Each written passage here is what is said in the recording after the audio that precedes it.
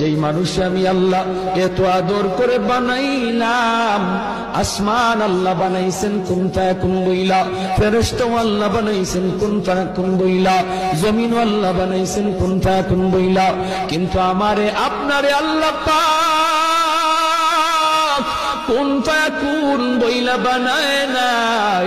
আমাকে আপনাকে যখন আল্লাহ বানাইছে, খালাকতু বিয়াদাইয়া, আল্লাহ বলে আমি আমার নিজের হাত দিয়া বান্দা বান্দিরে বানাইছি।